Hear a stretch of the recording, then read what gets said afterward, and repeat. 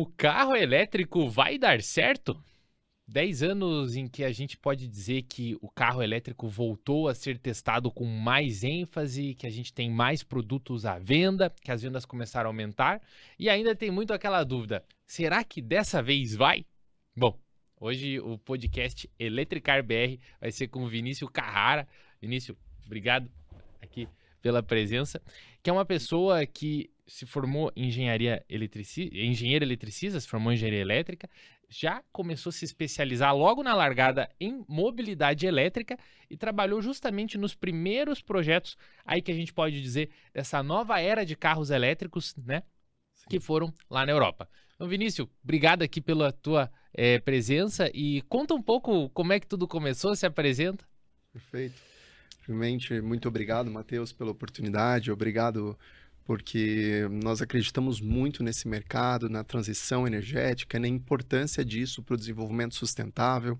Então, de fato, esse começo foi meio complexo, né? Porque ninguém imaginava, a gente tinha linhas de tendência, mas ninguém imaginava que, de fato, esse mercado se desenvolveria com a velocidade, com o crescimento exponencial que tem se desenvolvido. Claro que no começo, me formei engenheiro eletricista e acabei sempre apaixonado pelo mercado automotivo, já trabalhando na época com programa de trainee na Renault, gostava disso. Meu primeiro contato com o carro elétrico foi em 2011, com os primeiros veículos, vamos dizer assim, que estavam aqui de modo experimental no Brasil. E aí eu vi, poxa, o veículo elétrico é um gancho para eu me conectar mais com o mercado automotivo, né? Um mercado que era dominado pelos engenheiros mecânicos ou engenheiros de produção, na sua grande maioria. Então, meu intuito era fazer essa conexão com o mercado, juntando a minha formação de engenheiro eletricista com o mercado de mobilidade elétrica. E nisso surgiu uma oportunidade de me candidatar para um mestrado em mobilidade elétrica na França, nas escolas de engenharias do Paris Tech, né? Eles se juntaram para criar um mestrado dedicado à mobilidade elétrica, para formar a próxima geração de especialistas de mobilidade, né? Que era uma carência do mercado na época. E isso, as escolas mais tradicionais criaram esse mestrado conjunto, cada um com a sua especialidade. Então foi uma grande oportunidade e nisso acabei me desenvolvendo nesse mercado, decidi ficar na França, então eu trabalhei durante 8 anos no mercado de mobilidade elétrica na França, desde o desenvolvimento de carregadores embarcados nos carros, né, até a infraestrutura de recarga. Então tive o privilégio de aprender com colegas no mercado e aprender com o próprio mercado esse desenvolvimento dos primeiros anos da mobilidade elétrica na Europa. E só para a gente trazer um gancho aqui, tá, pessoal? É justamente por isso que eu queria uma conversa com o Vinícius, porque foi justamente na Renault, ali na França, as primeiras empresas que, vamos dizer assim, os países da Europa olharam e falaram: a França focando Renault em carros elétricos, será que isso vai dar certo?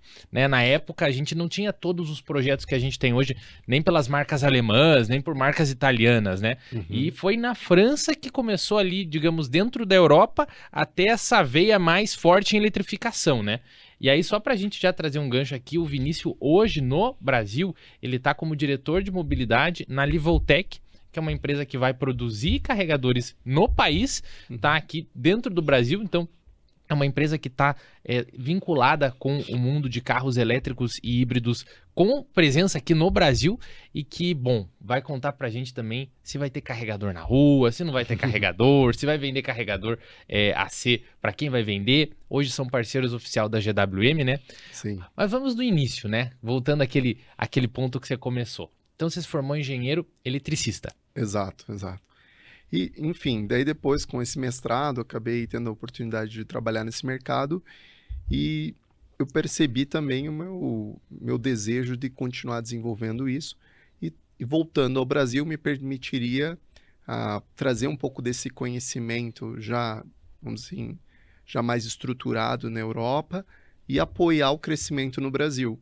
E nisso recebi também o convite de algumas empresas, mas dentre elas me juntei à Livoltec para que a gente pudesse desenvolver a unidade de negócio e estruturar o desenvolvimento da mobilidade elétrica na própria marca no Brasil. Uma marca que já tinha uma experiência na Europa, uma maior experiência na China, por ser um mercado mais desenvolvido, e acabei aceitando esse convite. Mas é bem interessante o que você falou. De fato, a França, a Renault foi uma das pioneiras nesse desenvolvimento da mobilidade elétrica. Teve outras marcas, claro, o mercado chinês com a sua predominância nesse desenvolvimento, mas dentre as marcas europeias, a Renault teve sim seu destaque. Hoje, a sua predominância no Brasil um pouco menor, até por uma questão de competitividade comercial, mas sempre teve essa tradição. Mas aí, Vinícius, conta pra gente. Renault, isso aí. Você acho que começou teu vínculo por lá, pelo que parece, né? Uhum. E como é que foi a primeira vez que você viu um carro elétrico? Que você olhou pra aquele projeto, tinha autonomia, era baixa na época, né? Muito baixo. Como é que entrou na cabeça? Como é que os engenheiros que estavam ali em volta viam isso? Como é que foi esse processo? Sim, confesso que no começo eu era mais um entusiasta do que de fato um conhecedor do mercado, né? Eu via aquilo, primeiro eu achava disruptivo pelo próprio, pela aceleração, pela velocidade nos pés, o controle que você tinha do carro. Eu acho que isso foi o que mais me encantou inicialmente dirigindo o carro. E depois o silêncio, né? Eu acho que é algo que meio que é estranho para todos. Na época não existia o ruído da segurança, né? Porque as pessoas não tinham nem consciência, talvez, do risco, né? Eles imaginavam, mas não tinham desenvolvido nada para solucionar isso. Depois foram criados os ruídos para os pedestres, né? Para que eles diminuísse o risco de atropelamento, entre outros. Mas, enfim, foi uma experiência muito agradável. Mas sempre vinha aquela barreira, e a autonomia, como nós vamos fazer? Tinha, sim, a mesma linha de Isso já era o problema que era colocado na época. Sim. Sempre foi a barreira. Primeiro, a autonomia e segundo, o tempo de carregamento, né? Porque se você não tivesse autonomia, mas a velocidade do carregamento fosse rápida, a pessoa até poderia tolerar um pouco mais.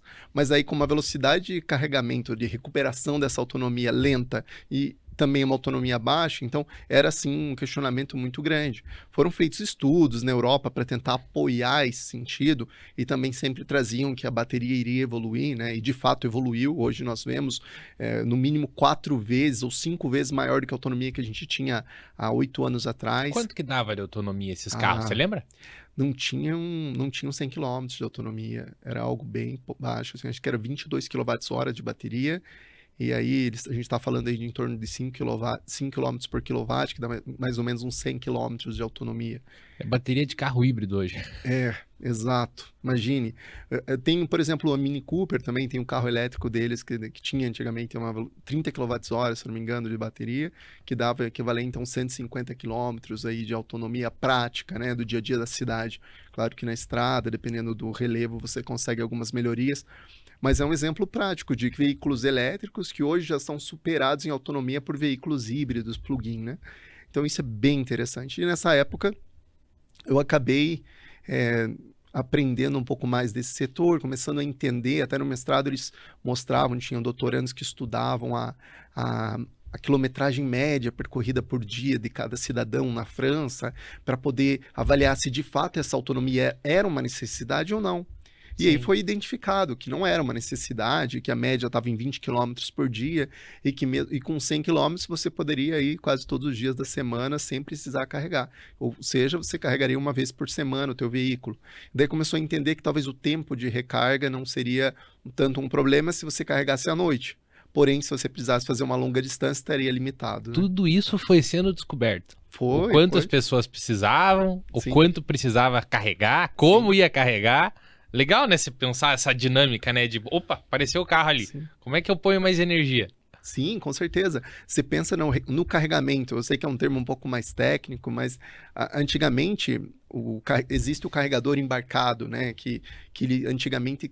A Renault tinha o de 7, daí tinha o de 22, daí a ideia inicial, vamos aumentar o carregador embarcado, eles foram para 43 kW de carregamento. Para dar uma ideia de tempo, 43 kW com AC, com uma bateria de 22, estaria carregando ali em 30 minutos. Mas com carregador embarcado. Então... Na conta ficava bom. Ficava legal. E melhor do que era, né?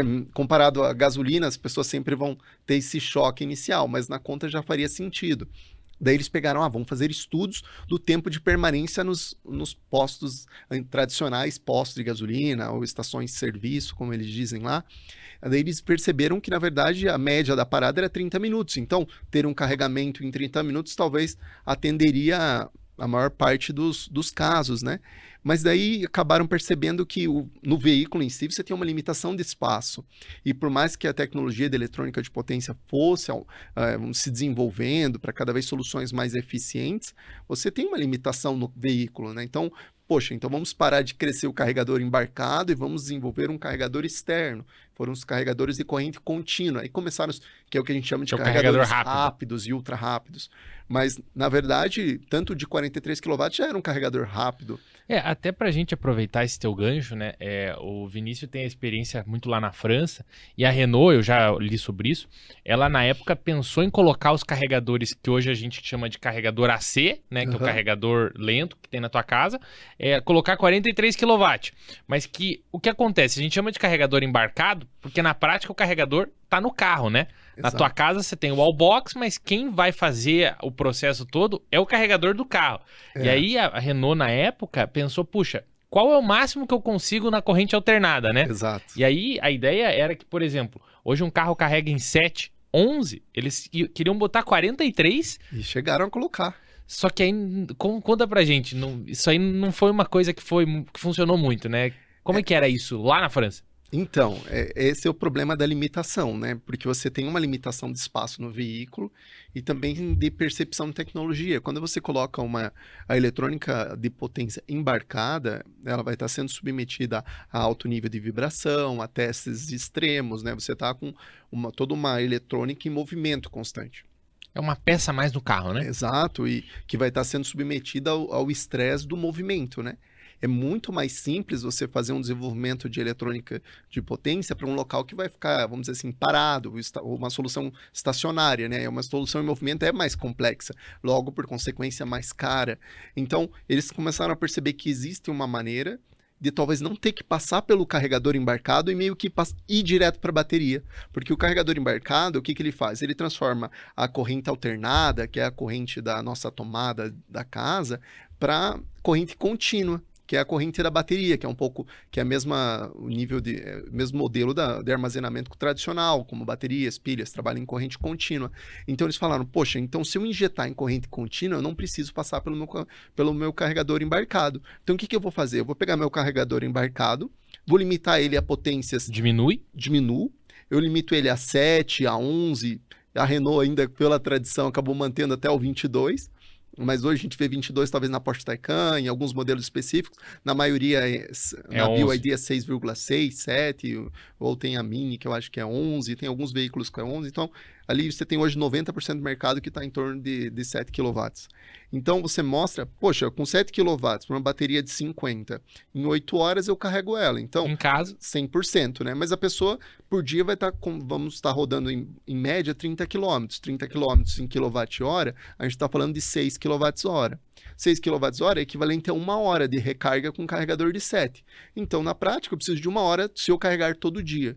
Então, eu não vou precisar e vou estar sempre com uma autonomia alta. Aí você coloca um carregador de corrente contínua que vai direto para a bateria e é mais fácil. Exato. E você faz isso para o uso de necessidade mesmo, porque a gente tem que dividir a recarga em 3 casos, na minha opinião, né? Primeiro, a recarga, que você tem uma longa permanência, que é a recarga do dia a dia, né? A recarga quando você pega, ou no trabalho, que você fica entre 6 a 8 horas, ou em casa dormindo, que você vai ficar entre 6 a 8 horas também. Então, são recargas de longa permanência. E daí, que seriam umas recargas importantes, mas uma recarga cotidiana. A segunda seria a recarga de oportunidade. Eu vou ao shopping, encontro um carregador, por que não carregar se eu posso aproveitar desse tempo disponível? Claro, se tiver um bom preço, uma boa qualidade, por que não? E daí eu parto também para a próxima opção. Mas vai almoçar, tem um carregador, né? Claro, uma conveniência, né? Uma recarga de oportunidade. E a terceira seria a recarga de necessidade. Estou me deslocando para uma longa distância e aí eu preciso, sim, de uma recarga o mais rápido possível para poder continuar minha viagem. Tem que rodar, vamos dizer, 600 km, tem uma autonomia de 300, eu vou precisar pelo menos parar 2 vezes na viagem para carregar. Então, considerando essas 2 paradas, eu tenho uma necessidade para dar sequência na minha viagem. Então, como eu tenho a necessidade, preciso que seja rápido, se eu passar pelo meu carregador embarcado, isso vai demorar muito. Então, o que eu faço? Eu vou procurar uma solução que eu injeto direto em corrente contínua, Que é a corrente da bateria. que é a corrente da bateria, e assim eu consigo carregar mais rápido. Não preciso passar pelo carregador embarcado, que se torna um limitador, um gargalo ali, né, de certo modo. E aí eu consigo crescer a potência de carregamento, porque eu não tenho limitação física. Você veja o tamanho dos carregadores de corrente contínua, né? Imagine isso embarcado. É O complexo. carregador rápido. E aumentou muito a potência, né, Vinícius? A gente Muito. não ficou nesses 43 kW. Hoje, qualquer carregador de corrente contínua aqui perto de onde a gente tá, tem 60. Exato. Então, assim, foi necessário essa evolução para corrente contínua, que é a corrente da bateria, né? Exato. Daí você passando ali, direto conectando a bateria, você consegue muito mais eficiência e agilidade. Então hoje uma recarga demora 20 minutos, na média, dos carregadores que a gente tem no mercado, e da potência que os veículos toleram, né? Porque os veículos, eles toleram uma potência máxima de carregamento em corrente alternada e uma potência máxima de carregamento em corrente contínua. Que é o limite do carro, né? Exato. Por mais que eu tenha um carregador de, vamos dizer assim, carregue a 300 kW, e daí, se o meu carro só aceita 100, eu vou carregar a 100, mesmo que eu tenha um carregador super potente. Então é importante você conhecer as limitações do seu veículo para que você não se frustre também com uma expectativa. Tem muita gente que compra, vou comprar um carregador de 22 kW, mas na prática o carro dele só aceita 6,6 ou 7. Não adianta. Não adianta, ele vai desperdiçar o dinheiro dele. O importante sempre é de contar com especialistas nesse mercado, né? Eu digo, instaladores que já têm uma certa experiência, até para eles ajudarem na escolha desse carregador mais adequado para que ele tenha uma experiência sem frustração. Isso, até antes da gente evoluir, né? É um tema muito interessante que, como você falou muito bem, o carro tem um carregador embarcado, que é o limite que ele vai suportar em corrente alternada. Então não adianta você comprar na sua casa um carregador mais potente do que aquilo, porque quem vai mandar se ele recebe ou não mais energia é o carro. Exato. Então você tem que ver qual carregador que pro carro que você tem vai melhor te atender. Exato. Senão você vai estar gastando mais dinheiro, né? Sim. E aí no de corrente contínua, você também tem que entender um pouco ali o limite do teu carro, porque ainda é uma novidade para muita gente, mas daqui a pouco a gente vai ter carregadores de corrente contínua com uma potência de 200 kW, 250, outros de 100, outros de 60. E aí não adianta você ligar, por exemplo, um Dolphin Mini, que puxa ali na casa de 40 kW, num carregador de 200, que ele também não vai conseguir suportar toda a energia, né? Exato. Então, o carro tem os seus limites, né? Sim. E eu contribuo aqui até com mais uma. Eu lembro muitas vezes de pessoas que me ligaram e falaram: poxa, comprei um carro elétrico, fui no shopping, liguei num carregador grande, bonito, da Porsche, potente e tal. E aquele carregador, achei que ia ser super rápido, não mudou nada. Aí eu falei, a questão não é se o carregador é mais potente ou não, é se o teu carro suporta aquela potência, né? Exato, exato. Eu acho que essa é a importância do trabalho que vocês têm desenvolvido, né? Que você tem desenvolvido, porque permite o esclarecimento e levar a todos mais conhecimento desse mercado, né? Porque o conhecimento liberta, né? E o conhecimento te ajuda a ter uma experiência mais agradável, como usuário também, nós entendemos muito nisso. E aí, Vinícius, evoluindo, né? Carros elétricos apareceram, chegaram à conclusão de qual era a autonomia que o francês rodava na época, né? Uhum. Também chegaram à conclusão de como ia fazer a recarga. Como é que foram os próximos anos? Você estava se especializando?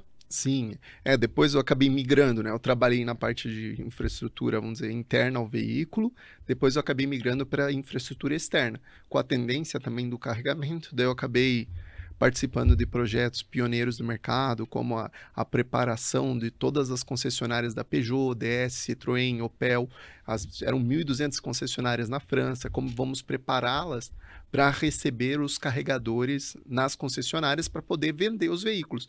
Porque naquela época eles estavam migrando para... Agora vamos ter soluções eletrificadas para todas as categorias de veículos. Essa era a tendência.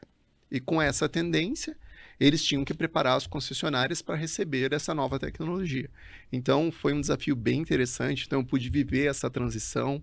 Claro, é sempre um projeto feito com muitas pessoas, uma equipe gigante cuidando dessa transição, mas tive a honra de participar nesse projeto. Então, há 10 anos, podemos dizer assim, você já estava colocando carregador de carro elétrico.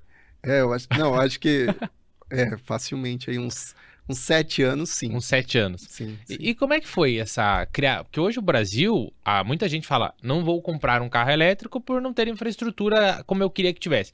Como é que foi isso aí na época? Nossa, na época era a mesma barreira que a gente tem no Brasil, porém, talvez com uns subsídios que favoreceram, né? A Europa, ela tem uma oportunidade, talvez pela condição da Financeira. economia, né? Então, eles permitem apoiar o desenvolvimento sustentável através de subsídios.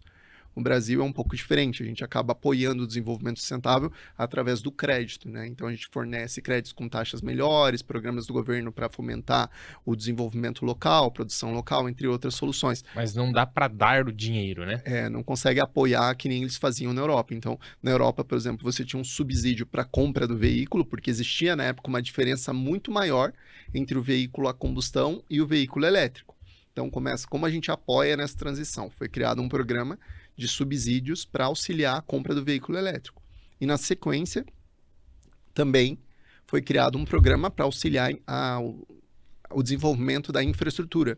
Então, o governo criou um programa que permitia com que você tivesse apoio para a compra da sua infraestrutura. Carregador Na sua casa e também em locais públicos, porque também temos que entender, não é muito comum, por exemplo, você pega o centro histórico ali de Paris, não é tão fácil você encontrar estacionamentos subterrâneos para uso privado dos próprios prédios ou condomínios, né? Então você acaba tendo estacionamentos públicos e você também tem os estacionamentos nas ruas, então as pessoas acabam optando por carregar muitas vezes nas ruas. Então, por isso que você vê mais carregadores públicos de corrente alternada, porque muitas vezes os carros das pessoas dormem nas ruas, né? Nas ruas. Então, isso mostrava um pouco do tipo de infraestrutura que precisava. Então, o governo criou alguns programas para isso. Mas era bem interessante, assim, eles criaram modelos de compartilhamento de veículo elétrico, foram criando alguns programas para poder introduzir na população a tecnologia. Energia, porque hoje, assim, a gente vai colocar carregador, tem rede elétrica, o ponto funciona, é seguro. Como é que foi isso na época? Eu diria que é um pouco da mesma tendência que a gente vê aqui. Na época tinha, assim, uma dificuldade, porque não foi prevista não foi prevista aquele aumento de demanda. Não foi previsto o crescimento da demanda e também o crescimento não foi prevista a energia para aquela demanda nova, né, que estava chegando. Então, sim, claro, a infraestrutura da Europa tem seus benefícios e isso permitiu talvez atender com um pouco mais de facilidade, mas os desafios continuavam. A mesma coisa que hoje a gente vê, foi criada a autorização para ter um segundo medidor dedicado para veículos elétricos, da mesma forma que a Copel criou, que a Celesc criou. São facilidades para implementação, para solução residencial, que são chave para esse desenvolvimento. Então, claro, ainda é um mercado muito novo, é um mercado que carece de soluções, de inovação, e é rodeado todo dia por novas soluções que chegam no mercado. A gente vê um pouco mais de estabilidade, a gente vê um pouco mais da tendência da interoperabilidade, que é a capacidade de ter um plug de recarga padrão, que permite atender, vamos dizer, a maior parte dos veículos. Isso também era um problema, o plug do carro na época não sabia o que ia ser feito, né? Nossa, nem fale, a gente tinha tipo 2, tipo 3, tipo 1, daí começava por aí. E daí tinha o tipo da China também. Então, o GBT. O GBT. Então, só aí você já criou 4 modelos. Mas daí, quando você importava os veículos, você tinha uma pluralidade. Então, eles criaram um padrão tri-standard, que era todos os carregadores da rua, por lei, tinham que ter o tri-standard. Foi terrível. Por mais que pareça bom, mas é terrível, porque você encarece muito a infraestrutura. Porque aí você tem 3 tipos de carros e você fala para os fabricantes de carregador. Todo carregador tem que atender os 3 tipos de carro. Daí, por consequência, encarece a infraestrutura. Por consequência, você atrasa o desenvolvimento. Então, a padronização, depois acabou entre o tipo 3 e o tipo 2, permaneceu o tipo 2.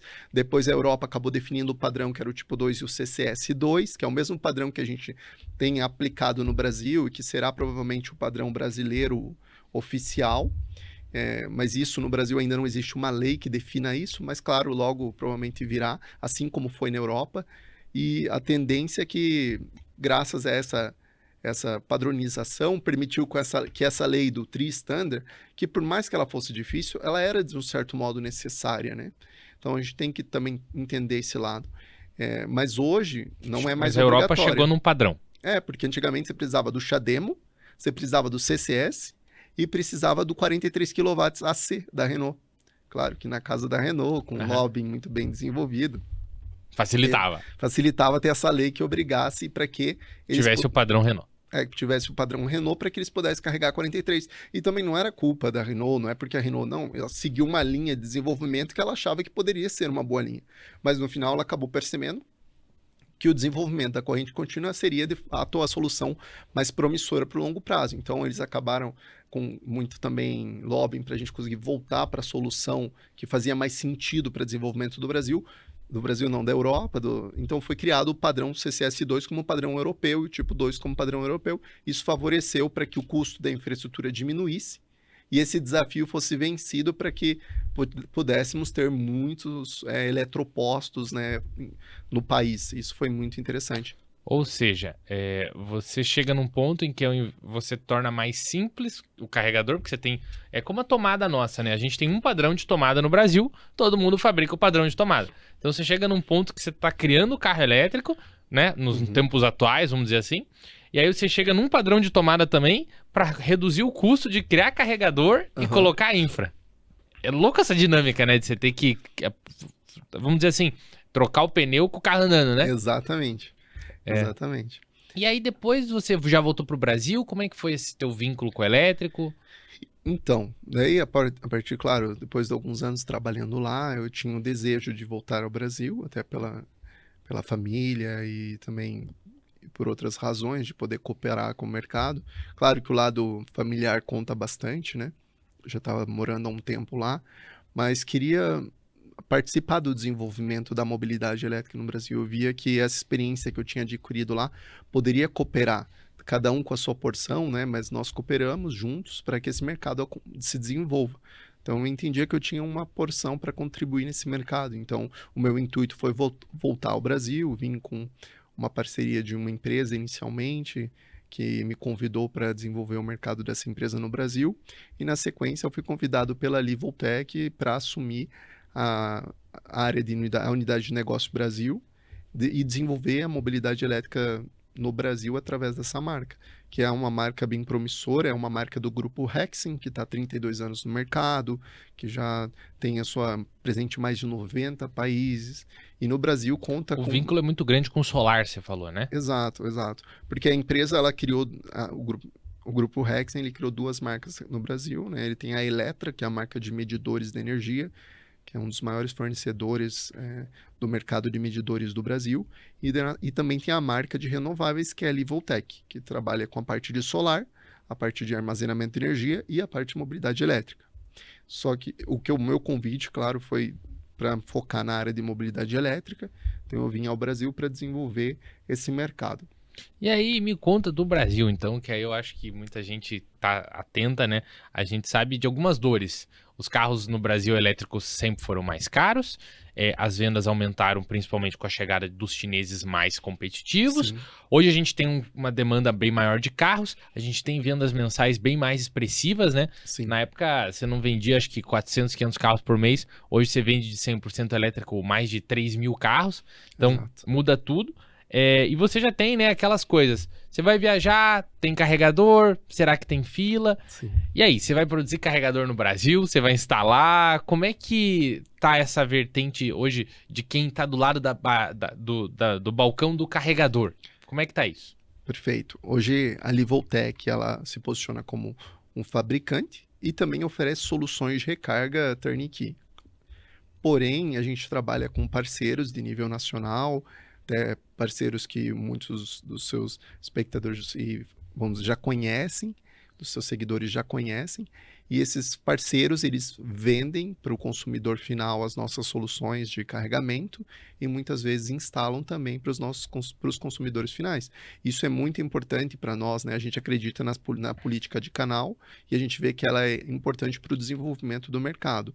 A gente tem um interesse, sim, de produzir nacionalmente. A gente já comunicou oficialmente que a partir desse ano nós vamos produzir os carregadores de corrente alternada, que são os carregadores de uso residencial e comercial, e também os carregadores rápidos e ultra rápidos no Brasil. Vai produzir no Brasil? Sim, a gente já está com a nossa fábrica, foram 70 milhões investidos Em Manaus, nós abrimos a nossa fábrica e já está fabricando os inversores solares. E na sequência, esse ano, já fabricará também os carregadores. E isso para nós é muito importante para o desenvolvimento da indústria local e também para que a gente possa segurar um pós-venda de qualidade. Um dos grandes diferenciais que a nossa marca traz para o Brasil é o nosso engajamento com o Brasil. Por exemplo, hoje já estamos no Brasil com 3 fábricas, 2 dedicadas a medidores, uma para medidores de energia e a outra medidores de água. Medidor de casa mesmo, tradicional. Exato. Para a água, nós trabalhamos muito com os medidores ultrassônicos. Para medidores de energia, a gente trabalha com os medidores tradicionais e também com os medidores inteligentes que as pessoas têm nas suas casas. Provavelmente, se vocês olharem o medidor da casa de vocês, vocês vão encontrar a Eletra, e que é uma marca nossa de medidores.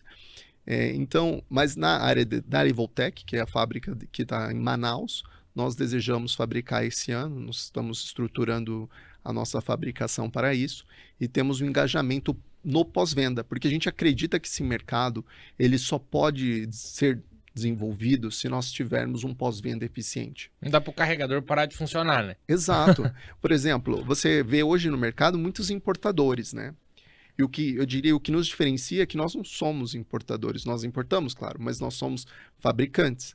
E isso faz toda a diferença. Nós trazemos uma fábrica para o Brasil, 70 milhões investido, a gente está falando de um investimento de 10, 15 anos. Sim. É muito diferente o tipo de posicionamento de um importador. Você trazer o produto para o mercado e só vender, né? Exato. Porque o importador, vamos dizer assim, um AliExpress ou um importador tradicional, que importa banana, importa pera, importa mouse, importa também um carregador. A partir do momento que muda as leis e ele vê que não vale mais importar carregador, ele para de importar carregador, continua com a pera maçã e procura outro produto.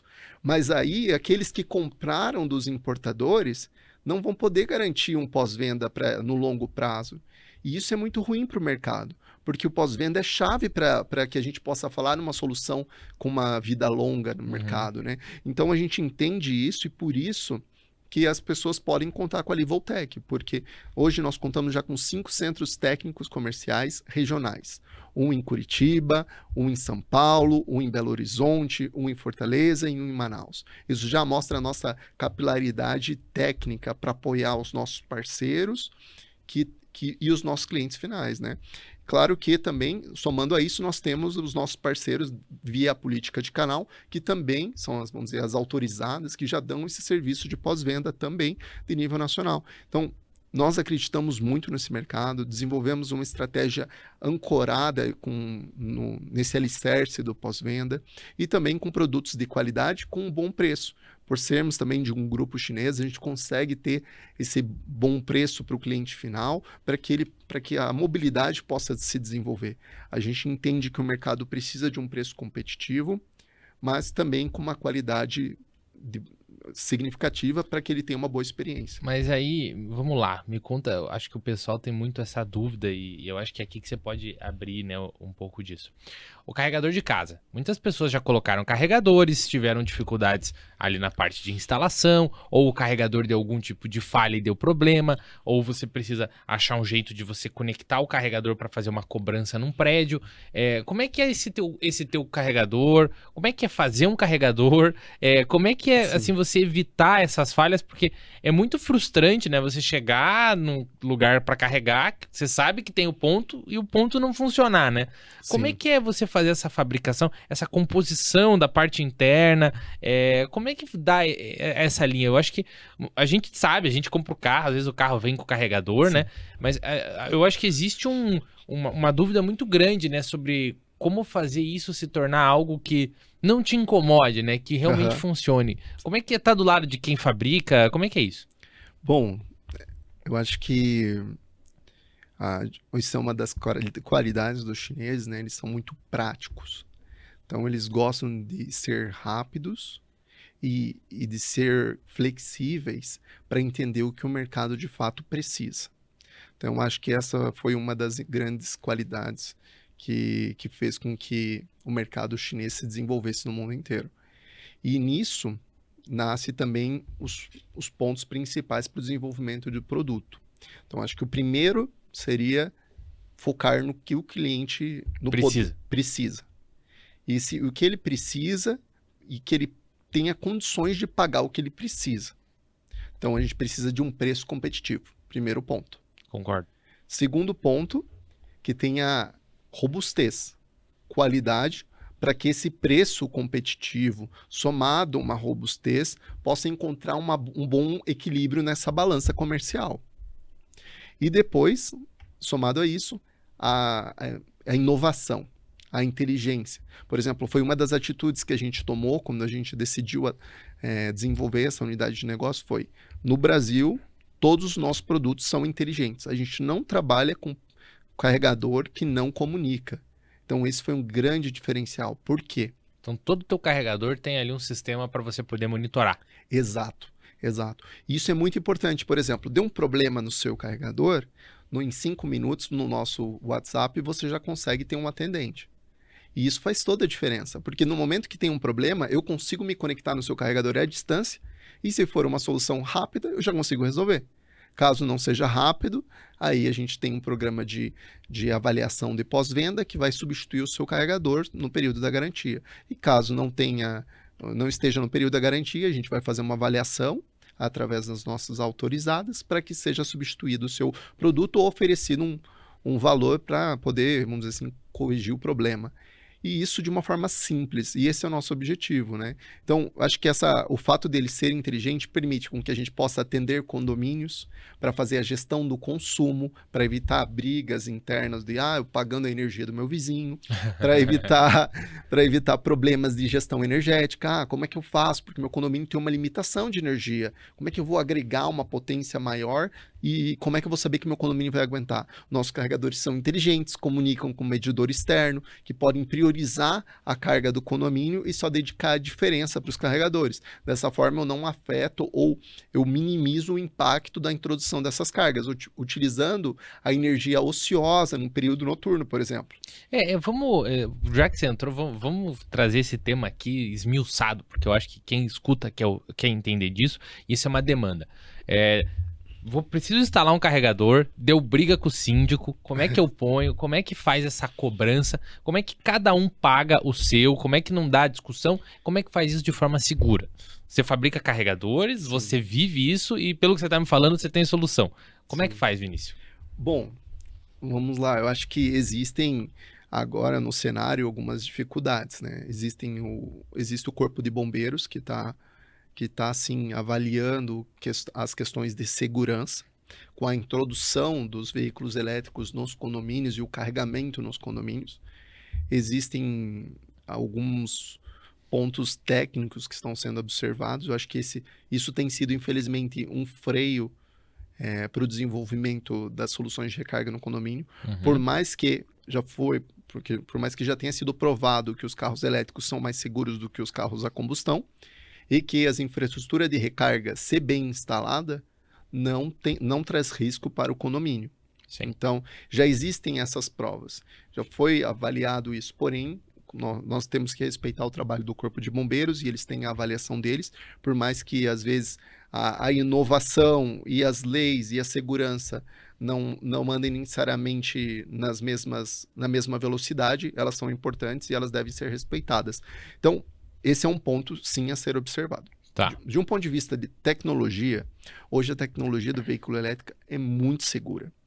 Para soluções condominiais, eu, pessoalmente, não indico soluções de carregamento portátil. Esse é o primeiro ponto. Porque elas não... Sem carregador portátil no prédio.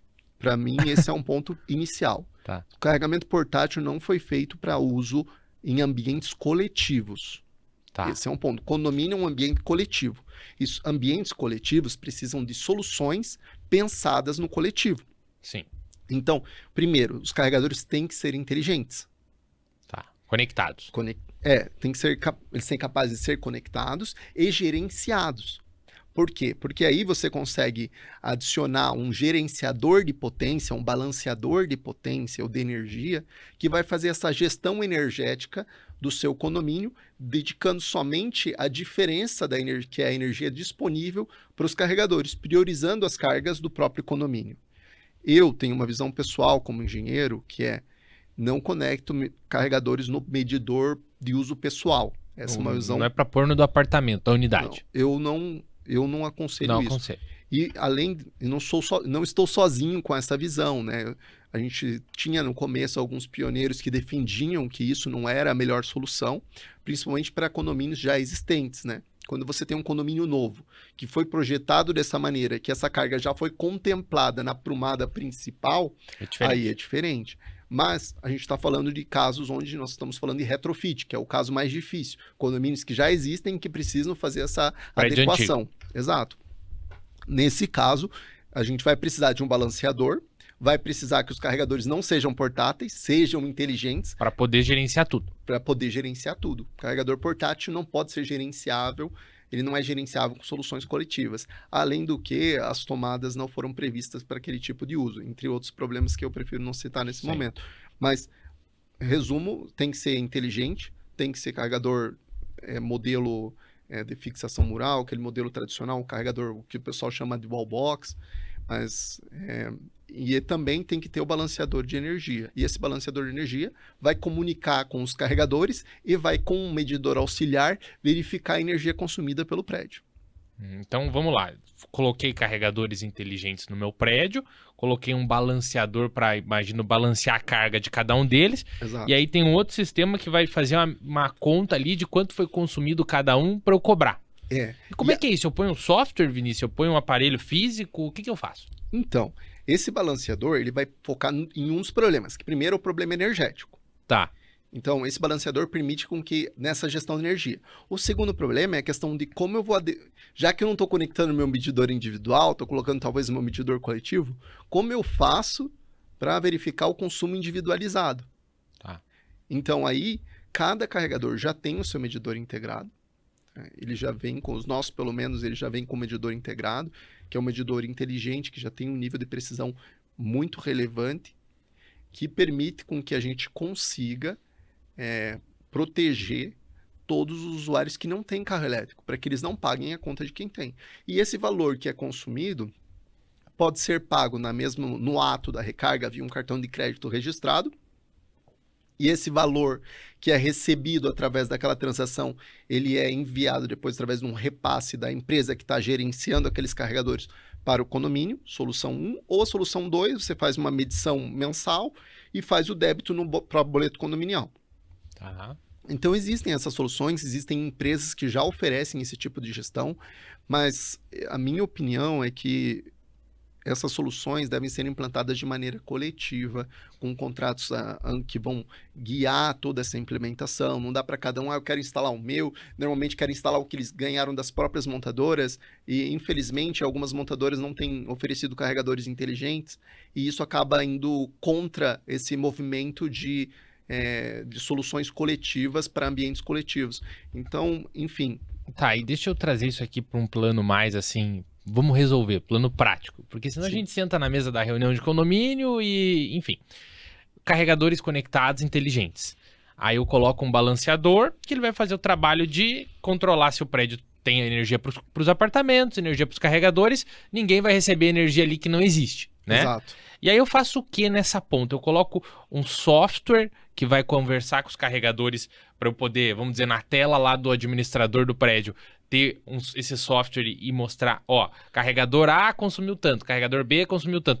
E aí eu vou mandando a fatura, ou eu ponho um software que eu já cadastro o cartão de crédito. Como é que é isso assim na prática Sim. do cara, entendeu? O que ele liga pro condomínio e fala, tá, eu faço tal. Tá, eu já participei de projetos desde condomínios que eram tão, vamos dizer assim, eram condomínios de luxo, onde até essa conta de energia nem era considerada, porque eles consideravam que versus um condomínio de 25 mil por mês, 250 de energia... Não é o problema deles. Relevante, não é o problema deles. Há condomínios onde, de fato, a energia era relevante e ninguém queria pagar 250 ou o combustível dos outros moradores, né? Como o pessoal dizia. Que é a maioria, né? Que é a maioria. Então, considerando a maioria, os carregadores sendo inteligentes, eles podem se colocar em softwares, se conectar em software. E esse software de gestão vai permitir com que a administradora tenha acesso ao consumo mensal, Tá, o boa. síndico tenha acesso ao consumo mensal e também a empresa que é responsável pela gestão dos carregadores. E essa empresa que é responsável pela gestão dos carregadores, ela pode aplicar a solução que eu pago no final do mês, o valor referente à energia que eu consumi, que vai ser embutido no meu boleto condominial graças à parceria com a administradora, ou eu vou cadastrar o meu cartão de crédito e vou pagar no ato, e depois a empresa que gerencia os carregadores vai fazer o repasse para o condomínio. Então, de ponto de vista prático, isso é muito simples. Tá. Agora, um ponto importante. Mas aí essa empresa que você colocou na ponta da gestão do carregador, ela muitas vezes tem o software parceiro ou o software próprio, e aí você vai pagar o quê? Uma mensalidade, talvez, para ter um software que faça todo esse trabalho do condomínio. Exato, exato. Essa é a lógica. Você tem normalmente um custo de software e um custo da operação e manutenção ali dos carregadores, para garantir que ele vai ficar permanentemente funcionando, né? Tem empresas que garantem até um mini seguro, se o carregador parar de funcionar, ele substitui para você até resolver. Tá. Então, existem várias soluções bem legais no mercado, soluções de locação de carregador, soluções de você paga pela energia já embutido o custo do carregador. Então, mas deve você ter um contrato de longa duração para que a empresa tenha um payback, né? Simples. Mas existem soluções no mercado, existem empresas sérias que têm já uma robustez técnica para garantir a segurança do condomínio. Eu acho que o síndico tem que ter muita sabedoria para escolher as empresas, não pode olhar só preço. Sim. Você tem que olhar a seriedade das empresas que vão estar oferecendo serviço e também garantir que você vai poder ter essa segurança de um engenheiro responsável pela obra. Porque deu um problema, o síndico é responsável legal pelo condomínio, né? Então, ele não pode se responsabilizar por uma área que ele não é nem um expert da área, né? Ele não é um engenheiro eletricista que vai poder ser responsabilizado por isso. Então, é importante que o engenheiro, que os órgãos sejam atuados. Até o próprio Secov, ele tem uma carta de recomendação onde as soluções de uso coletivo demandam uma conexão que não seja no medidor individual. Então, já existem linhas de recomendação para esse tipo de usuário.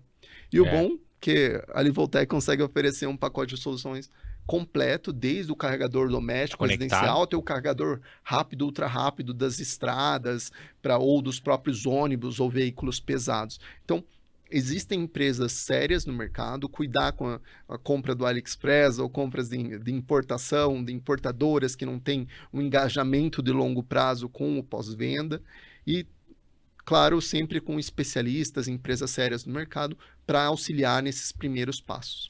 Então, pessoal, fechando aqui, porque eu acho que esse é um tema de ouro, né? Porque esse tema é tema de discussão, acho que deve ter reunião de condomínio todo dia acontecendo, né? Deu briga, discussão, reunião de síndico, o que a gente faz para colocar o carregador, né?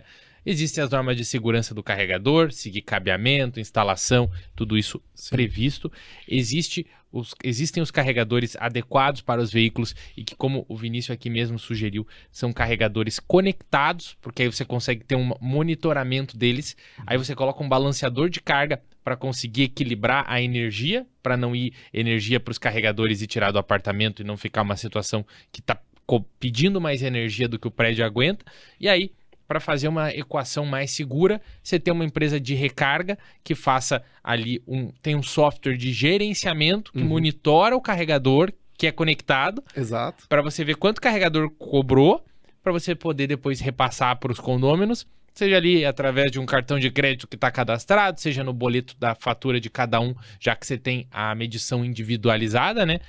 Ou seja, você até tendo um sistema de aplicativo no teu próprio prédio para você poder falar, ó, tô carregando. Exato. Acho que a dinâmica que eu acho que é legal você, síndico, você que está acompanhando, entender é essa. Ter um carregador de qualidade, com software que funciona, ter um balanceamento ali de carga, e você considera fazer isso de forma coletiva, olhando para todo mundo, para conseguir garantir a segurança de todos, e no final do dia você ter a recarga. Exato. É uma lógica boa, né? Muito boa. Mas aí, Vinícius, vamos continuar aqui para a gente poder pegar, né, tudo bem interessante que você tem para contar pra gente, né? Carregamento desse corrente alternada, então, teu carregador é um carregador que você falou que você foca em pontos de confiabilidade, tem uma conexão, né? Então você pode ter um aplicativo, você pode gerenciar, mas aí você falou de preço também, né? Você tem média de preços? Quanto que é o carregador corrente alternada, padrão, talvez teu parceiro venda por quanto ele vende, como é isso? Hoje a gente está com parceiros no mercado que vão variar aí numa escala de 3.000 a 4.500, né? Depende do parceiro no mercado. Isso e depende da potência que a gente vai estar falando, né? isso para a solução cliente final, né? Claro que você, além do carregador, você vai precisar comprar o teu kit de proteção, vai ter que pagar a instalação e tudo mais, mas falando do hardware puramente, Assim. essa ordem de preço. O que é um preço bem competitivo no mercado e, Já enfim, foi 10 mil, né? já foi. Tá menos do que 4 mil hoje e você vê uma solução muito robusta e, enfim. Mas são ordens de grandeza, né? Nós trabalhamos com política de canal, então a política de canal, ela trabalha com o livre mercado, com preços que podem variar. Pode ter ocasiões que os valores estão bem abaixo desse valor ou acima, né? O preço ele é dinâmico, né? Depende do estoque, das questões das variáveis do mercado saudável. E você tem carregador... Você não tem carregador portátil, então? É isso que eu entendi? Não.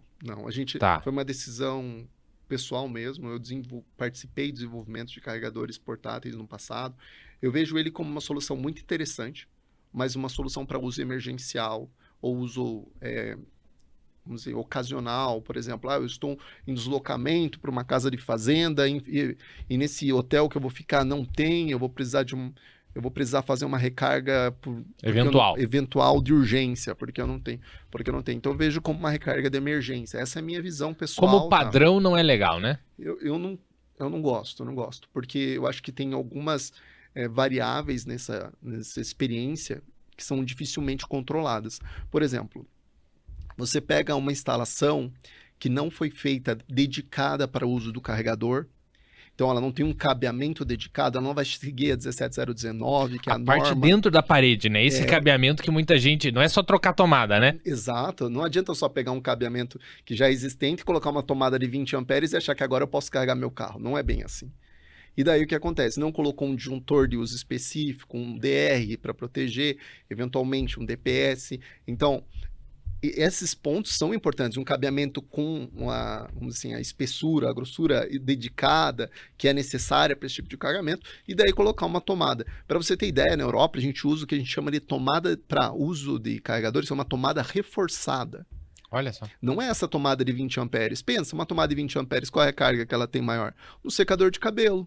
Talvez um air fryer, não sei. Mas assim, vamos dizer o secador de cabelo que vai ficar ligado ali mais tempo. Esse secador de cabelo com uma tomada de 20 amperes vai ficar, eu tô chutando aí, uma mulher, vamos dizer assim, 1 hora e meia, carregando o cabelo, se tiver um cabelo longo, não sei. E agora você pega um carregador de uso portátil, você vai deixar 12 horas. Então, com uma potência que é equivalente, às vezes, a um chuveiro.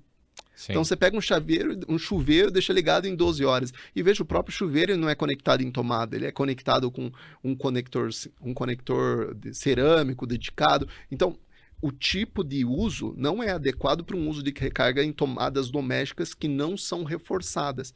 E na Europa existe uma tomada reforçada. Na época eu tinha participado do desenvolvimento com a Legrand, na época que tinha desenvolvido essa tomada. É uma tomada que traz um pouco mais de segurança para o uso desse tipo. Aqui no Brasil eu vi bastante a difusão um pouco da tomada industrial. Tomada industrial, então ela é feita para isso. Mas, enfim, eu tive experiências não muito boas, porque você tem tomadas e tomadas, qualidades e qualidades. Então, às vezes a pessoa compra um produto de má qualidade que não vai respeitar as normas e isso acaba expondo ela a um risco. E você não consegue garantir que essa tomada não vá derreter. Daí se a tomada derrete, gera um curto-circuito e pega fogo.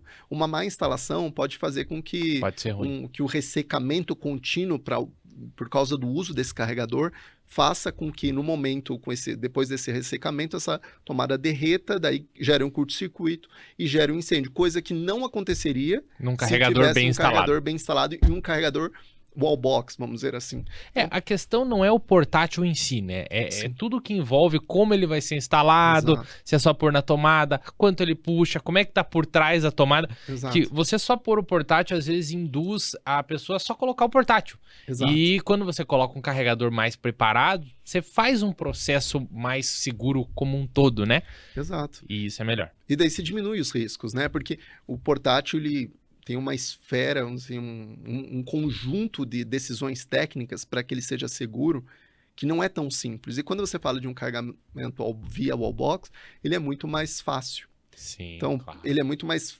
Não é mais fácil, eu digo, a tendência é que vocês façam escolhas técnicas mais corretas por se tratar de algo que não é comum, é muito maior do que só colocar uma tomada, trocar a tomada por 20 amperes e começar a carregar. Então, enfim, é uma E aí, Vinícius, teus carregadores, então, tem potência o quê? 7, 11? A gente começa desde o 3,6, né, Tá. até, mas a gente acaba vendendo a solução de 7, porque não víamos sentido de ter o 3,6 especificamente no portfólio, então a gente começa de 7, 11, 22, o de 11 a gente usa normalmente produto de 22, ou o produto de 7 é só para carregadores carregadores embarcados abaixo de 7.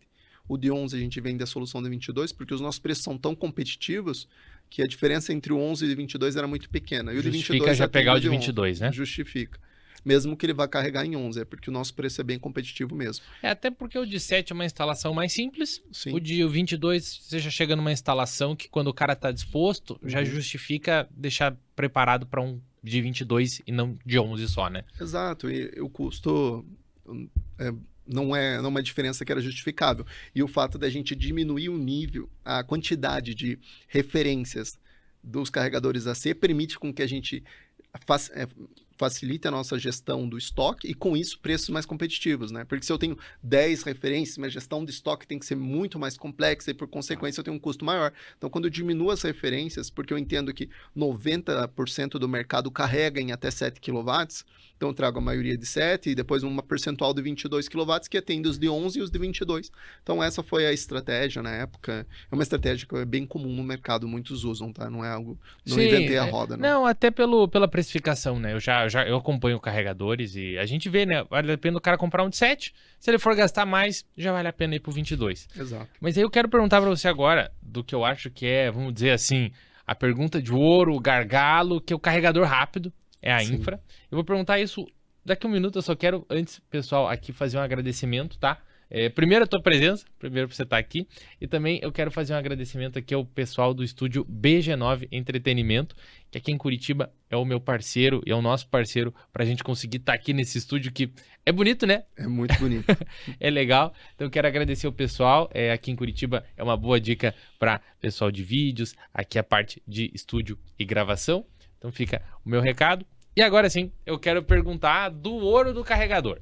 O Brasil precisa de carregadores, porque não dá para comprar o carro elétrico porque se não tem onde carregar. Sim. Essa é a cabeça geral, essa é a opinião padrão, né? Muita gente deixa de olhar para um elétrico por medo de recarga. E você produz carregadores rápidos, que é aquele carregador aí que é apontado como a salvação, né? Sim. Você faz a viagem, para ali para comer em 20, 25 minutos, carregou o carro. Essa é a solução que está sendo implantada no mundo e onde vende mais elétrico e tem isso é o que mais resolve na dinâmica. Sim. E como é que é isso? Primeiro, você produz o carregador, o custo dele, como você coloca ele na rua, como é que você é competitivo para o teu cliente comprar esse produto, porque o teu cliente também precisa de retorno. Sim. Essa dinâmica do ovo e da galinha, né? Tem que ter carro para ter carregador, tem que ter carregador para ter carro. Exato. E aí? Bom, isso de fato é um ponto muito importante e sim um desafio para o mercado. Hoje a gente vê uma tendência do crescimento da mobilidade elétrica no Brasil, a gente pode ver pelo crescimento exponencial, né, nos últimos anos, e a infraestrutura sim é aquela questão do ovo e da galinha que você falou. Porém, de que maneira que a Livoltec pode contribuir e como a gente vê que as nossas soluções conseguem cooperar para esse desenvolvimento? Primeiro, trazendo soluções robustas, por um preço competitivo, aqueles mesmos alicerces. Por que o preço competitivo? Porque antigamente a gente falava de um preço extremamente exorbitante para esse tipo de solução, o que dificulta o investimento do privado para criar esses pontos de recarga. Porque como funciona? Basicamente você vai ter que custear a instalação, custear o uso do local, custear o carregador, para que esse CAPEX investido no final e com, às vezes, um OPEX ali com relação ao uso do próprio local, que seria os custos mensais do uso do local e o custo do investimento geral para instalar esse carregador, possa permitir um payback desse investimento ao longo do tempo. Então, você vai revender o serviço da recarga e essa diferença do teu custo versus o serviço que você cobra do teu usuário final permite com que você vá, vamos dizer assim, pagando esse teu investimento inicial. Quanto melhor o compromisso, né, do investimento financeiro versus investimento financeiro, qualidade técnica, mais o seu carregador vai ficar mais tempo o teu carregador vai ficar funcionando, menos problemas você vai ter e, por consequência, ele vai ficar disponível para que as pessoas se sintam atraídas, encontrem a sua solução e permitam esse payback do investimento. Então, esta é a maneira que a Livoltec está contribuindo e, por isso, nós entendemos que o nosso pós-venda deve ser muito robusto. Pós-venda é a palavra. É a palavra para a gente conseguir desenvolver esse mercado.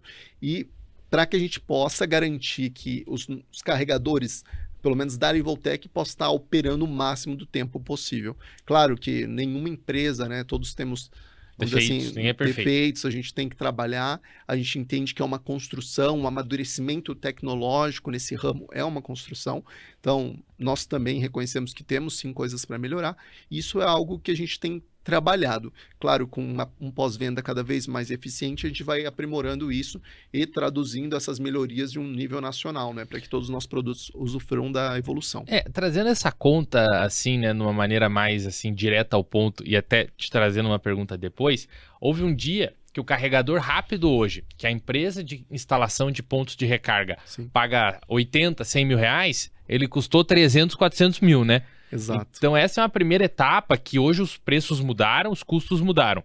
Só que além disso, é importante essa mudança de custo, porque se ele quiser criar uma rede de carregadores para vender energia, ele precisa fazer uma matemática ali de quando ele vai recuperar o investimento, que o teu carregador está totalmente envolvido, né?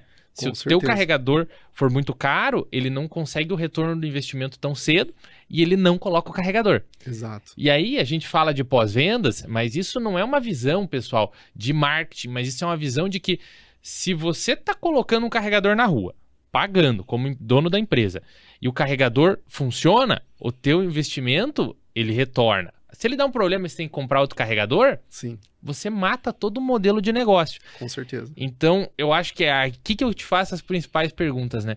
Como melhorar esse carregador rápido? Como fazer esse carregador rápido ser mais seguro? Como ter um preço competitivo? Como é que é isso? Porque carro a gente conhece um pouco mais, e carregador? Bom, o segredo é o mesmo dos veículos, né? Sempre existe um compromisso financeiro, né? Eu bato nessa tecla porque se você tem o luxo, né? Você tem a zona da eficiência ali de qualidade e preço, e você tem a zona das soluções de entrada, que nem sempre vão garantir a melhor qualidade. Então, a nossa briga hoje não é só preço, porque a gente acredita que o pós-venda e toda a qualidade agregada ao produto tem um valor. Então, e esse valor, como você bem disse, ele é visto na prática, com carregadores que não estão funcionando porque faltou uma qualidade ou uma escolha técnica ajustada no momento do desenvolvimento do produto, vão impactar diretamente o modelo de negócio final. Então, sim, nós procuramos fazer escolhas técnicas assertivas para encontrar esse compromisso financeiro com qualidade. Às vezes erramos, muitas vezes acertamos, né? Felizmente. Mas essa é a construção e esse é o desafio de todas as fabricantes, né? Garantir esse equilíbrio. Mas, claro, que se uma empresa que está se posicionando nesse mercado não se posiciona com pós-venda, você já pode saber que pós-venda é uma coisa importante. O teu futuro nesse mercado é muito arriscado, porque existem hoje algumas empresas que estão aproveitando dessa onda e querem especular no mercado. Esse mercado, sim, é um mercado interessante, tem potencial, mas não é um mercado para amadores. Precisamos de empresas sérias que trazem uma assertividade no investimento financeiro, que pensam elas mesmas no pós-venda que elas vão ter que dar, né, para a linha de frente, porque elas vão estar em contato com o cliente final, que usam softwares de qualidade para operação, para que as pessoas possam verificar onde estão esses carregadores e possam chegar até eles, o marketing bem estruturado para que elas possam fazer programas de atratividade para que as pessoas saibam desse novo carregador. Então, existem várias decisões estratégicas a serem tomadas para que o payback, de fato, e como é que vai ser? Você vai produzir no Brasil esse portátil, não, esse carregador rápido. Como é que é por dentro dele? Porque o carregador rápido é aquele carregador grandão, né? Sim. Que a gente está acostumado, que alguns são mais barulhentos, outros não são. Como é que é o interior ali? O que muda do carregador que você põe na tua casa? As pessoas perguntam, né? Por que eu não posso ter um carregador rápido em casa, né? O que rola ali? Bom, primeiro que o investimento aí a gente está falando às vezes de 20 vezes o valor que a pessoa paga em casa. Então, já começa por aí. Segundo ponto, energia disponível na casa, né? Então, nem todas as residências têm essa capacidade energética de ter uma solução de carregamento rápido em casa. Porém, nada impede que uma solução talvez não a mais potente para ambientes coletivos. Você pode ter um carregador, eventualmente, para um condomínio gigante, você pode ter um carregador rápido para atender eventualmente o seu condomínio, mas é claro, você não vai pegar o mesmo carregador que a gente usa nas estradas, vai pegar uma versão mais modesta de carregamento, mas você consegue. Mas de regra geral, a grande diferença é porque você tem uma estrutura já muito maior, dentro dele você tem módulos de conversão. Módulos. Módulos de conversão, eles vão converter a energia em corrente alternada para corrente contínua, para que possa injetar na bateria. Então, basicamente, a nossa solução ela é toda modular, justamente para facilitar a manutenção. Cada módulo nosso é de 30 kW, então ele transforma uma energia de entrada em corrente alternada para 30 kW em corrente contínua. Então, por exemplo, um carregador de 120 kW tem 4 módulos de 30.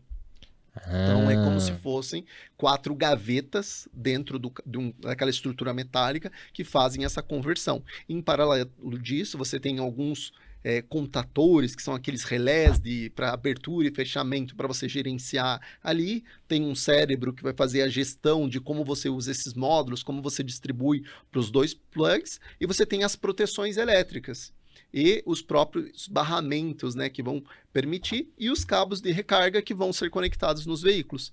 E é basicamente esse o carregador que então, você vê nas estradas. Existe ali vamos dizer, uma arquitetura, né? Existe. O carregador de 120 é 30 mais 30 mais 30, né? São 4, né? Que dá o 120 de potência. E ele pega, vamos dizer assim, a energia corrente alternada da rua, que a da rua é sempre corrente alternada, né? Exato. E daí ele transforma em contínua para aí ele entregar pro teu carro. Exato. Entendi. E aí você comentou da relés, como é que é isso aí? Como é que funciona essa... Vamos dizer, o carro entrou, pum, conectou. E aí? Bom, vamos lá. Entre um carro, a média do Brasil aceita, vamos dizer, 60 kW. Então... Que são os BYD. Então você pega ali, como eles têm 47%, já tem um mercado... Se me falha a memória, é esse o percentual, mas caso tenha errado, depois você corrige. Acho que o mercado de elétrico é mais de 60 e poucos por cento, 70 BYD. Perfeito. Então... Vamos dizer 60% do BYD, então 60% do mercado já carrega em 60 kW. Então, você considerando isso, você tem um carro que chega e vai carregar 60 kW, um carregador de 120. Então, ele tem 2 módulos que vão estar alocados para esse carro. Porque ele tem 4, mas ele manda 2. Porque ele só precisa de 2. Não, o meu carro aceita 100. Então, eu vou mandar talvez os 4 no começo. Posso mandar os 4, porque 4 eu não tenho 100, né? Eu teria 90 se eu fosse em 3. Então, mando os 4, entrego os 100 que ele está pedindo, porque eu não tenho nenhum outro carro carregando. Daí chegou outro carro. Agora eu vou ter que dividir, porque, né, eu não posso também ignorar que o primeiro tá ali, ele tá precisando, mas tem um segundo precisando. Então eu vou pegar e dividir. O segundo, vamos dizer que ele é um carro da BYD ou um carro da GWM, que vai aceitar ali os 60, para não dizer que a gente tá favorecendo uma marca ou outra, né? Mas coloca um carro da GWM, chegou 1 hora. Daí eu vou dividir. Então eu vou colocar 60 para um veículo e 60 para o outro. Existe uma inteligência para fazer isso? Existe. E esses relés, junto com o cérebro que está ali dentro dessa arquitetura, vai perceber, poxa, chegou um outro carro, ele está pedindo tanto, eu tenho tanto alocado para o primeiro carro, vou diminuir um pouco do primeiro carro, divido com o segundo, porque eu não sou egoísta, e aí os 2 ficam felizes. Então é mais ou menos esse princípio da arquitetura e da gestão dinâmica entre os próprios módulos, né? Não, estou chegando no fim da minha recarga, o carregador, a partir dos 80%, o veículo começa, mesmo em recarga rápida e ultra rápida, começa a ter uma recarga mais lenta. Sim. Então, o meu carregador vai perceber que ele está numa recarga mais lenta e eu posso deixar talvez 30 kW para ele e talvez possa dedicar agora mais um módulo de 30 para o hora que está carregando. Então, eu vou começar a fazer essa gestão de potência dinâmica entre os veículos para que os 2 tenham uma excelente experiência. Então, esse balanceamento contínuo a gente chama de gestão dinâmica de uma arquitetura modular. todos os nossos carregadores são modulares, porque modular permite uma manutenção mais simples. Você põe, eu tiro o módulo. Exato. Por exemplo, em 5 minutos eu coloco os 4 módulos. Oh. E eu não sou, vamos dizer assim, a pessoa mais hábil para uma operação como essa. E uma pessoa que talvez tenha habilidade ainda mais rápido, em 3 minutos. Precisa substituir um módulo, como você tem que tirar os 6 parafusos e colocar, ele é uma versão, é como se fosse uma gaveta. Pesa menos de 20 quilos, você tira, parafusou, desparafusou os 6 módulos, tirou, colocou. Ah, sou um CPO, operador de recarga, e quero que meu carregador fique operando o máximo do tempo possível. Então, eu vou querer comprar 10 módulos e deixar no meu escritório, no meu mini depósito, e se der um problema, Você já está lá. A minha equipe de manutenção já leva um módulo, e se precisar, já substitui em campo. Isso a gente consegue fazer. Então, todos os nossos carregadores foram pensados para esse tipo de estrutura, para facilitar a operação, aumentar o tempo de disponibilidade, para maximizar o retorno, para ter um retorno financeiro o mais rápido possível. Né? Mas isso me vem uma ideia, uma situação que eu acho interessante, Vinícius. Eu sou investidor, vou colocar carregadores na rua, quero criar minha rede, né? Hoje a gente está muito nessa fase, tem muita gente pensando nisso. Sim. Acho que daqui a uns anos vai ter empresas talvez muito maiores, né? Mas hoje ainda existem redes locais, né? Interior aqui, interior ali e tal. Eu posso comprar um carregador de 60 kW e no futuro eu posso transformar ele num mais potente, colocando módulos? É isso? Pode. A nossa arquitetura permite. Permite. Porque a gente fez um carregador Aí eu compro de você o módulo. Evoluir. Então você pode comprar o carregador com uma versão, vamos dizer assim, não contemplando todos os módulos, compra uma versão com 60, e daí eu vejo que aquele local tem um potencial financeiro melhor, aí eu pego e compro mais 2 módulos e coloco nas outras 2 gavetas que já vão estar dispostas a essa inserção de módulos. Então, temos produtos que vão de 60 a 120 e temos produtos que vão de 60 a 240. Uhum. Então, claro 240 é o teu mais rápido no Brasil? É o mais rápido que o mercado demanda no Brasil, porque que os veículos pesados usam em média 180 e 240, porque daí eles conseguem carregar 90 para os ônibus ou para os caminhões, mas o 240 consegue carregar em 120 cada lado, então dependendo da arquitetura do ônibus é compatível. Agora a versão 240 para o Brasil não é muito... Aumenta o preço do carregador, Aumenta né? o preço do carregador, então o teu payback fica mais complexo. Então, para carregamento em CPOs, a média aí é de 60 e 120 kW.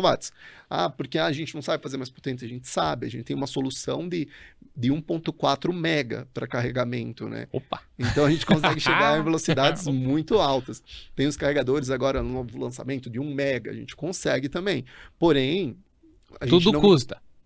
Tudo tem seu custo, tem o seu momento do mercado. Agora tem essa questão da inovação tecnológica. Não quer dizer que o premium da inovação vai ser o mais compatível com a realidade do mercado hoje. Sim. Então, existem soluções para recargas em 3 minutos, mas a arquitetura do seu carro permite, você tem um veículo que é o mais potente do mercado, então é sempre essa tendência. Claro que os veículos premium ou de luxo acabam sendo beneficiado com soluções mais robustas no momento, né? O consumidor pagou mais, né? Sim, e conforme a tecnologia for amadurecendo, as tecnologias das soluções de luxo acabam sendo integradas nas soluções de uso do grande público. Mas a maioria hoje tem sido o cara comprar um carregador de 60 kW, 120, Exato. Porque, pessoal, é um pouco de estudo de mercado, né? Sim. A maior parte da nossa frota de 100% elétricos é Dolphin Mini, Dolphin, Ora... depois vai vir Volvo X30, por exemplo. E a grande maioria dos carros carrega em 60. Então o investidor calcula ali, puxa, vou colocar o carregador que mais tem demanda. Sim. Se no futuro tiver demanda para carregadores mais potentes, compro mais 2 módulos. A gente muda o cenário. E aí falamos de carregador rápido, módulos, mas tem mais um detalhezinho que eu acho que as pessoas ainda não estão tão familiarizadas. Tem 2, mas eu quero começar por um mais fácil, que é o cabo, né? O cabo do carregador rápido, ele é importante. Sim. Porque o cabo do carregador rápido também tem uma dose ali de demanda, tecnologia. Sim. Conta pra gente. Bom, de fato, as soluções de carregamento, elas variam, né? E elas também têm a limitação do próprio cabo. Nós temos cabos que são de resfriamento líquido e cabos que são de resfriamento tradicional, né? Então, quando você tem um resfriamento líquido, você permite ter correntes de recarga muito maiores. Por que do resfriamento líquido? porque senão os cabos ficariam inviáveis para o uso, né? Porque você imagina carros com uma espessura gigantesca e você não consegue, ou ter que ter 2, 3 cabos Imagina um juntos carregador assim, ó. para você conseguir injetar, é inviável, uma pessoa nunca conseguiria usar. Então, o resfriamento líquido permite cabos com uma espessura menor, com peso menor, que facilita o uso. Porém, o custo é muito maior, você adiciona uma camada de manutenção de resfriamento líquido, própria bomba de resfriamento líquido. Então, existem alguns detalhes técnicos que são mais complexos. Então, hoje o que a gente vê no mercado são carregadores que toleram, em média, 200 amperes ou 250 amperes, que é uma espessura razoável ali para o uso de 60 ou 200 ou 120 kW. Porque daria para aumentar essa quantidade da corrente, né, que é o amperes do cabo, só que o cabo teria que ser com resfriamento líquido, o que aumenta o custo de todo o projeto. Exato. Então, você tem muitos carregadores de 120, mas como os veículos tem outra questão, a arquitetura da bateria, o nível de tensão da bateria do veículo. Essa era a pergunta 2. Então perfeito. Porque temos veículos como, por exemplo, a Porsche, que trabalha um nível de tensão de 800 volts, e tem veículos tipo da BYD, que vão trabalhar na faixa ali 400 volts. Então, quando você trabalha a 400 volts com cabo do carregador a 200 amperes, você vai limitar a tua recarga a 80 kW. Matemática. É matemática. 400 vezes 200 vai dar os 80 kW. Então, com isso, você consegue entender, eu estou num carregador 120, porém, com esse cabo, porque o meu carro só tolera 400 volts, eu não vou conseguir passar dos 80 kW. Isso é muito importante, porque isso evita a frustração.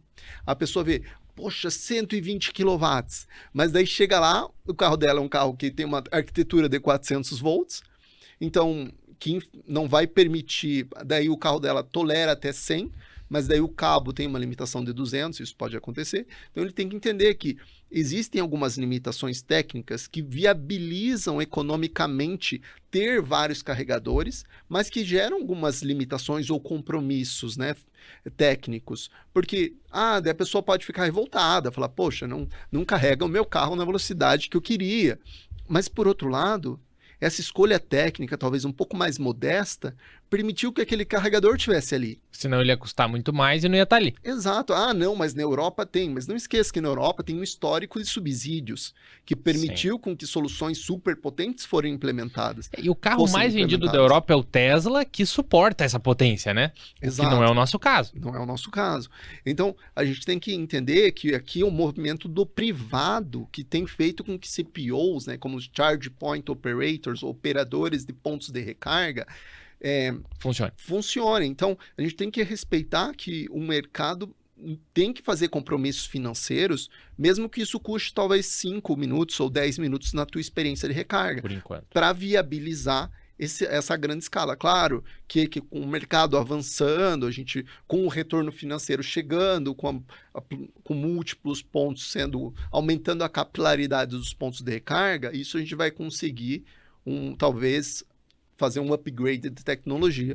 Tudo é possível, o mercado tem essa tecnologia já desenvolvida, mas a gente tem que respeitar o compromisso do mercado livre, eu digo no sentido do mercado onde o investimento financeiro do privado, tem que ter com cálculo, retorno né? financeiro.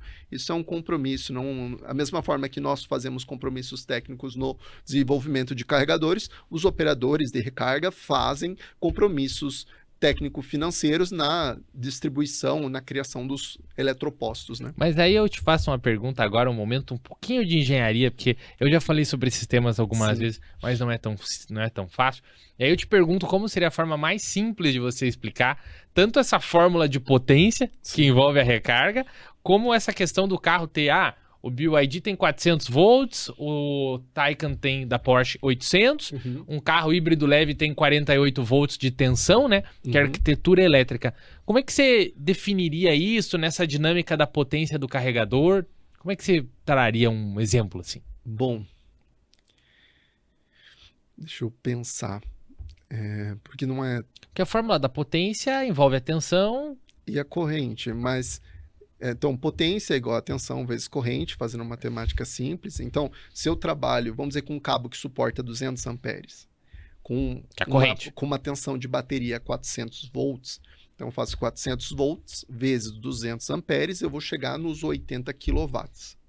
que seria a potência máxima. Se eu tivesse nesse mesmo carregador com um Porsche que aceita os 800, eu teria Dobrou. 800 vezes 200, daria 160. Porque o carro tem uma tensão mais alta. Tem. Ele toleraria até, se eu não me engano, acho que é mais do que, até mais que isso. O Porsche dá 270. 270, perfeito. Então, considerando que a gente tem 160 que ele toleraria com essa corrente, mas não pode esquecer que o nosso carregador tem a limitação.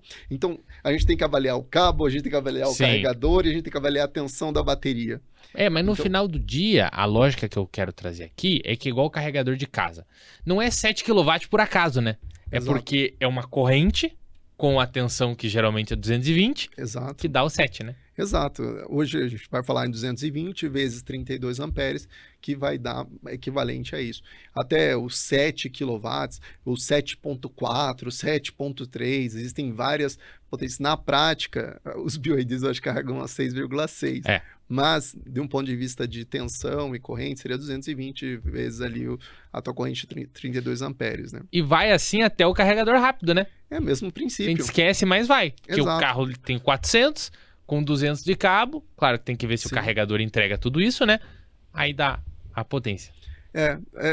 Claro, né? Sempre acaba sendo uma conta matemática, um lado um pouco mais não tão simples de explicar, mas no final é como se você tivesse em diferentes espessuras de canos de água e eles tivessem que se comunicar, e não adianta eu ter um super largo cano de água que pode entregar um máximo de potência ali, e no final eu tenho só um caninho pequenininho conectado ao meu carro. Então não adianta eu ter um cano gigantesco conectado num caninho pequenininho. A vazão, né? Porque no final eu vou ter uma limitação.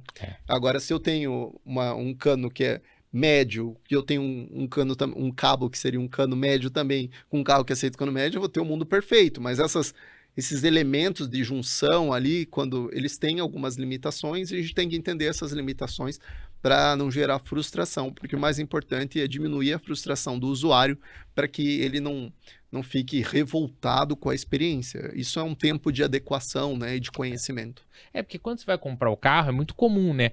No melhor das hipóteses, são 30 minutos de recarga com 250 kW. Sim. Mas você não consegue os 250 kW com facilidade. Exato. E daí o pessoal fala, não, faça uma conta básica. Você tem 50, carregando a 22 kW, em 2 horas você carregou na sua casa. Mas, primeiro, o teu carro nem aceita os 22, muitas vezes até o vendedor, infelizmente, da concessionária não conhece tecnicamente esses detalhes e acaba trazendo uma má informação. Por isso, eu parabenizo, Matheus, pelo seu trabalho, porque eu acho que esse tipo de trabalho permite uma democratização da informação e que as pessoas conheçam cada vez mais e entendam que a mobilidade elétrica chegou para ficar, ela não é mais o futuro, ela é um presente, é só uma questão de adequação do poder aquisitivo do brasileiro com o preço de mercado dos veículos e as infraestruturas de recarga crescendo graças a empresas que vão apoiar esse crescimento. Nós somos uma delas e vamos estar trazendo soluções cada vez mais inovadoras, com preço cada vez mais competitivo e, claro, com pós-venda de qualidade e a robustez que o mercado pede. E antes de fechar aqui, eu te faço uma pergunta bem sobre isso. Eu acho que a maior demanda, se eu perguntar para todo mundo que está ouvindo aqui, que está acompanhando e que roda de elétrico, é por ter mais carregador rápido na rua. Sim. Como é que você, enxerga essa evolução? Como é que você acha que isso está acontecendo? Como é que numericamente você viu isso acontecer um pouco? Como é que você está... Porque eu imagino que toda hora alguém te liga, eu quero botar um carregador, quero comprar um carregador... Sim. E aí? Bom, a gente vê um crescimento do mercado, vamos dizer assim, em menos de 2 anos. Enquanto a gente tinha uma ligação ou 2 contatos, a gente fazia um approach comercial muito ativo. E hoje, graças ao interesse de muitos investidores, a gente tem tido até uma boa entrada de leads de forma passiva, graças ao avanço do mercado. Então, a gente vê assim, de 1 para 10, a gente teve um crescimento de leads passivos. Então, isso mostra o quanto o mercado tem amadurecido e quanto o preço tem se tornado mais competitivo para que mais investidores se posicionem criando eletropostos. Isso mostra também que a infraestrutura de recarga vai crescer, ela vai ser cada vez mais robusta. Vamos ter alguns players que não vão ter a robustez necessária, que infelizmente vão ficar pelo caminho, mas vamos ter players que vão conseguir, vamos dizer, concretizar e terminar essa maratona e vão poder viver uma boa experiência financeira de um ponto de vista de retorno de receita e, por consequência, os usuários, né, os condutores de veículos elétricos vão poder ter uma experiência muito mais satisfatória. Hoje já melhorou muito, eu diria que a maioria dos estados onde a gente tem como por exemplo, a região sul já está com uma capilaridade muito melhor, a gente viu uma evolução assim de pelo menos um crescimento de 3 vezes de 2 anos para cá, a quantidade de pontos de recarga de uso público, a gente vê o Nordeste com uma cobertura cada vez maior, então isso mostra um sinal que a democratização da solução de recarga tem sido efetiva, mas claro, com a predominância no Sul, Sudeste, na sua grande maioria. Né? Ainda, né? E o que acontece? Ele compra um carregador rápido de você, cria a rede, é mais ou menos essa dinâmica? Exato, ele compra o carregador, escolhe um software de gestão e cria uma equipe técnica e com essa equipe técnica, com software de gestão e com o carregador instalado em locais muito estratégicos, você consegue ter um retorno financeiro através da venda do serviço de recarga. E com a venda desse serviço de recarga, gradativamente, mensalmente, você vai pagando esse seu investimento inicial e aí você gera um modelo financeiro. Claro que são uma somatória de escolhas, né, felicidades e infelicidades que permitem que o seu retorno seja mais rápido ou menos rápido. Exato. A vida. E aí, pra gente fechar aqui nossa conversa, eu faço uma pergunta muito, assim, relacionada a tudo que você viu, né? Você entrou nesse mundo já faz um tempo bem interessante, né? Pensando no tempo da mobilidade elétrica, 10 anos você viu muita coisa. E aí eu te pergunto, carro elétrico vai morrer? Não vai morrer? O que você tá vendo? Qual que é a tua visão, assim, a respeito do contexto geral? China, Europa, Estados Unidos, Brasil. Como que você finaliza isso e comenta um pouco da Livoltec para fechar, o que vocês vão fazer e tudo. Perfeito. Bom, hoje a gente vê o mercado chinês com mais de 65% das vendas de veículos elétricos. Então a gente já vê uma tendência de um mercado que tem uma predominância e um crescimento muito relativo no mercado automotivo. Então não vai morrer. Vai evoluir? Com certeza.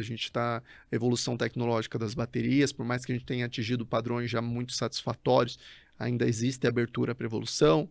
As soluções de recarga vão evoluir, mas já está com um padrão de interoperabilidade bem maduro, que permite uma segurança.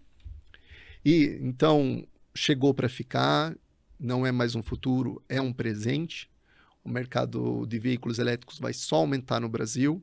Até 2030, a gente está esperando aí 20% pelo menos das vendas serem de veículos elétricos, então isso é um plano bem interessante. A gente está falando de uma venda de 2 milhões de veículos por ano no Brasil, então a gente está falando uma expressividade bem significativa. 20% disso, né? Isso em 2030. Então, claro que o Brasil tem uma questão do poder aquisitivo que permite com que isso aconteça gradativamente, né? As montadoras chinesas vão favorecer isso. Então, no Brasil a gente nunca vai poder ter carro elétrico, o preço é inviável. Não. Quanto mais a demanda aumenta, mais a gente consegue ter preço competitivo, porque o volume das compras das montadoras se torna cada vez mais expressivo, então o custo diminui e, por consequência, o preço final vai diminuindo também. Então, basicamente, o mercado é promissor, o veículo não vai morrer e a Livoltec estará no Brasil e já produzindo os carregadores para apoiar esse crescimento, para que a infraestrutura de recarga brasileira esteja à altura ou à frente desse crescimento de mobilidade, para que nessa história do ovo e a galinha, a infraestrutura não seja mais um bloqueio, e sim um acelerador e um facilitador para o desenvolvimento desse mercado, e contem com a Livoltec para isso. Legal. Boa, obrigado. E eu acho que a grande prova disso que você falou é que o preço do carregador ele caiu muito, né?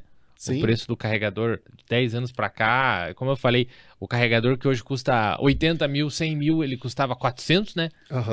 E eu acho que a prova disso, junto do carro, que aumentou a autonomia, aumentou a bateria, melhorou, é um bom contexto. Então, obrigado.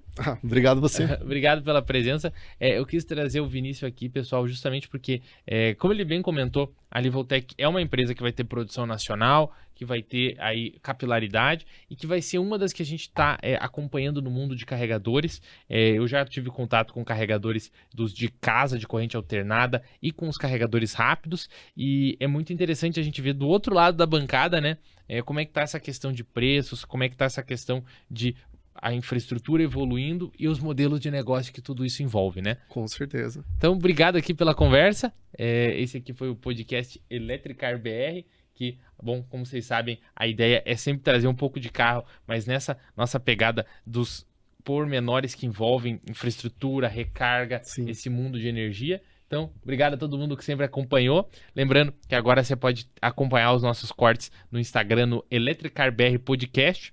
E a gente está evoluindo, chegando em outras plataformas logo, logo. E obrigado a todo mundo que acompanha. Valeu, Vinícius. Valeu, Matheus. Obrigado a todos.